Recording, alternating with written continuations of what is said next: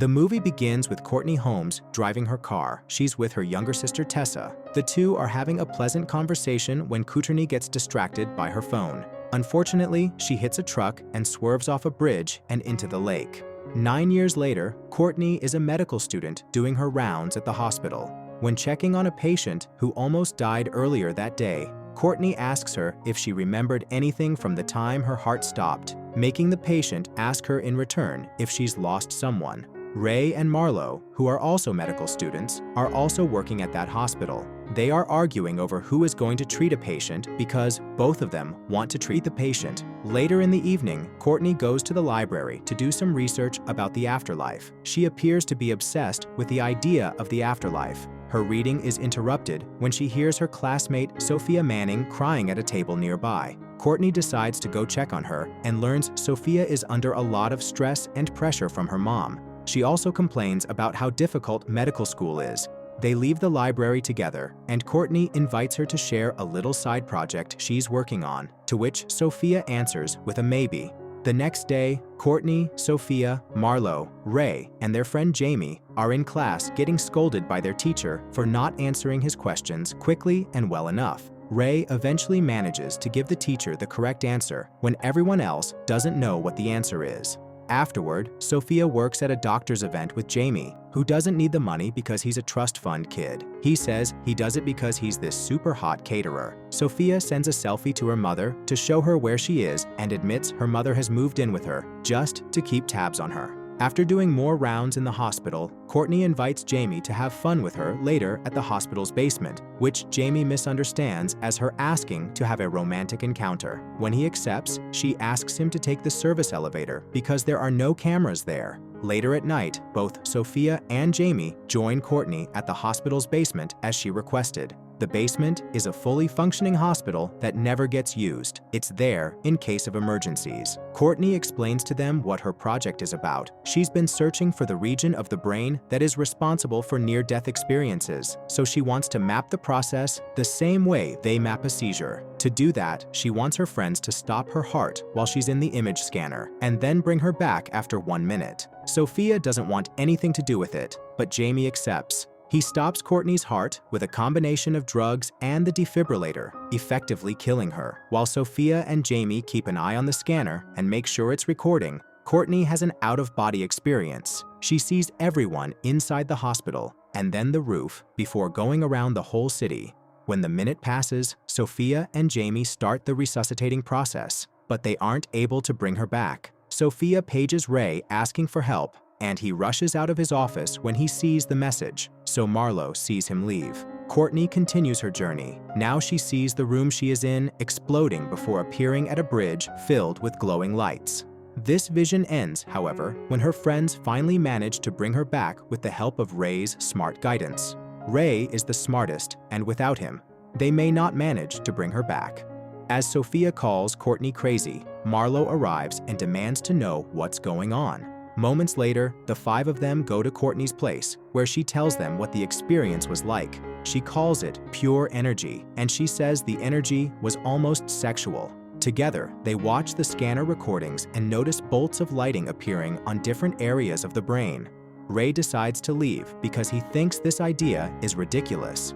Courtney goes to her balcony and just watches the city, almost as if she's high. Marlo checks on her as the rest of the people leave. Courtney says she wants to bake bread. The next morning, all the bread Courtney baked is brought to class. Marlo says she made 6 loaves when she remembered her grandmother's recipe. She also says Courtney ran 12 miles. She even answers questions in Wolfson's class that the other students couldn't have guessed, to Wolfson's surprise. Her memory appears to be very sharp. She is even able to help solve medical issues before seeing patients. Everyone is amazed at how smart she is. In the evening, when the 5 of them go to a bar, Courtney plays the piano after 12 years of not touching one.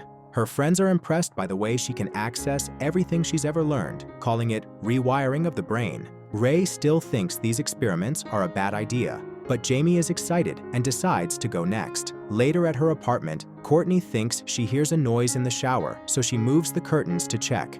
There's nothing there, so she leaves the bathroom after making sure the curtains are left open, but returns when she hears the noise again. She finds one of the curtains has fallen in the tub, which is now full of water, and she's startled by a face suddenly appearing in it. Screaming, she falls to the floor, only to discover that she imagined the whole thing when she stands up again and sees the curtains and bathtub in the same condition she left them in.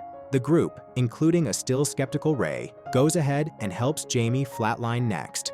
His vision puts him on a bike on the highway with his ex-girlfriend Alicia. They're having fun on the highway when suddenly they reach a dark neighborhood where Alicia disappears as she whispers his name and Jamie is brought back to life by his friends. Later, the group goes to Courtney's place to party. They get drunk and take down one of the walls. She and Jamie seem to be on the same wavelength. They share a kiss and have a snow fight in their underwear when it starts to hail. Ray still isn't interested in flatlining, but Marlo decides she'll be going next. While talking about their experiences, Courtney asks Jamie if he saw anything disturbing, to which he answers no. The next day at the hospital, Jamie makes a series of decisions that save patients' lives. Marlo points out the differences between Jamie and Courtney. While Courtney is focused on the past, bringing back old information, Jamie is focused on the present, using his intuition. After everyone goes back to work, Jamie sees a vision of Alicia staring at him menacingly. She is gone after he's distracted by a nurse who Jamie thought had asked about an abortion when the nurse asked if a patient should get morphine. That evening, Sophia, who has a controlling mother, tries to leave her apartment, but her mother doesn't let her, making her stay and study with her. The group goes on without her, and this time, it's Marlo who flatlines. She even asks to stay out for 3 minutes instead of 1 like the others. Her visions take her through all her life achievements before showing her the word murderer and revisiting the memory of a patient called Cyrus, whom she couldn't save. His body appears in front of her in a room, but before she can come any closer to it, she's brought back to life. The group takes Marlo to the roof so she can grab some air, and they're surprised to see Sophia suddenly showing up, demanding to go next.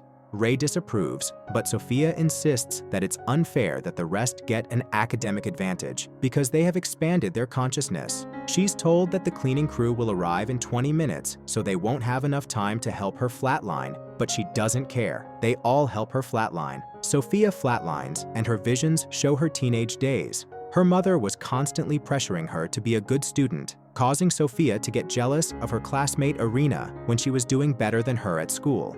She ruined Irina's life by hacking her phone and sending out her nude photos. Sophia's experience is suddenly cut short, however, when the cleaning crew arrives at the building and her friends are forced to bring her back. Jamie goes out and pulls the fire alarm to distract the crew while the group escapes in a car, almost getting caught by the security guards. Marlo recklessly drives out of there at a very high speed, and they go to party. They appear to not have a care in the world. Courtney leaves the dance floor when she thinks she sees Tessa in the crowd and follows her to the parking lot where she starts having a hallucination. She sees her old car, the one she got in an accident in. When she looks closer, she sees Tessa's body floating in water. Her hand suddenly comes up and startles Courtney, bringing her back to reality.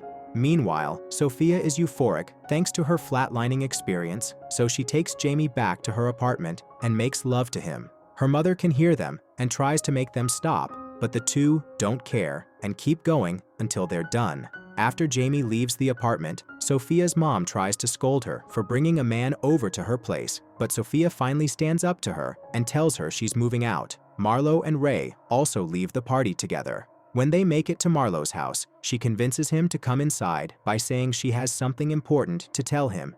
They share a drink, and Marlo tells him that she killed someone. She confesses that Cyrus's death was her fault because she made a mistake and gave him the wrong combination of medicine, and it killed him. The guilt has haunted her ever since. Ray consoles her, and they make love in her kitchen.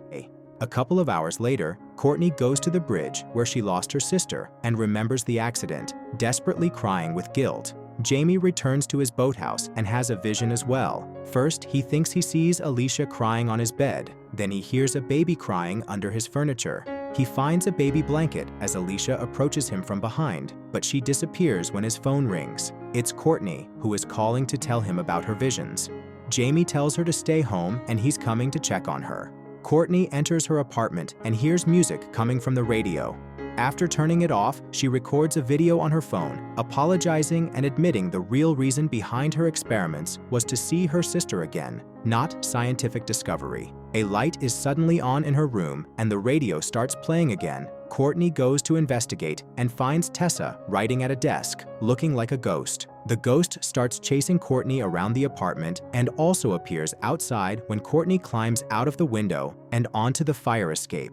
When she tries to re-enter the building through a different window, Tessa pushes her over the railing, killing her. Her friends are told the news the next day by Wolfson.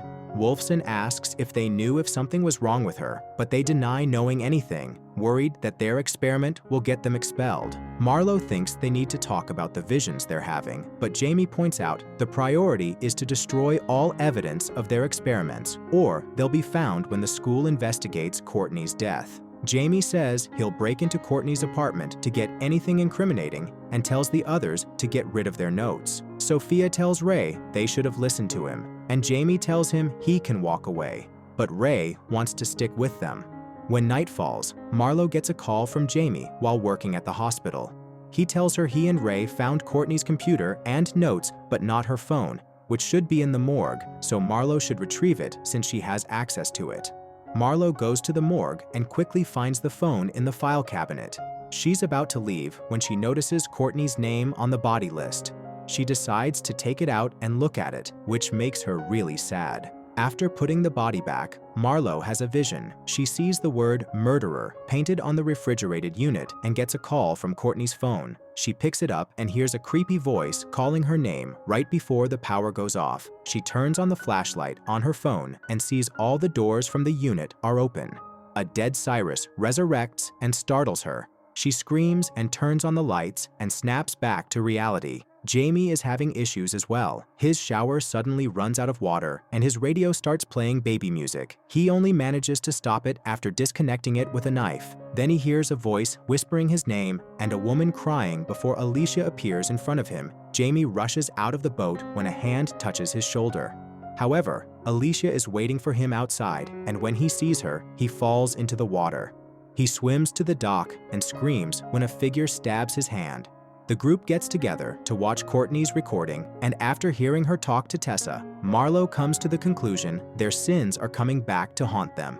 Jamie decides everyone should tell the truth, and he starts by talking about Alicia. He slept with her and got her pregnant but was willing to pay for the abortion when the day came, though he wasn't capable of doing it, so he drove away and left her to fend for herself. She was the one who stabbed him last night, except it couldn't have been her because she was still alive and living somewhere else. Sophia confesses what she did to Irina in high school, but Marlo doesn't say anything about Cyrus. They think something is feeding off their guilty conscience. Sometime later, during a class, Sophia has a vision too. She thinks she's getting insulting text messages like Irina used to get and sees a video of her sleeping with Jamie appearing on the computer screen, and the teacher is reading them out loud. She shouts at the teacher to stop and runs out of class. An apparition walks behind her. Sophia enters the elevator and notices the ceiling is missing, but she can't get out because the doors have already closed. The elevator starts going up and suddenly stops at an old abandoned classroom where Irina shows up, startling Sophia back into reality.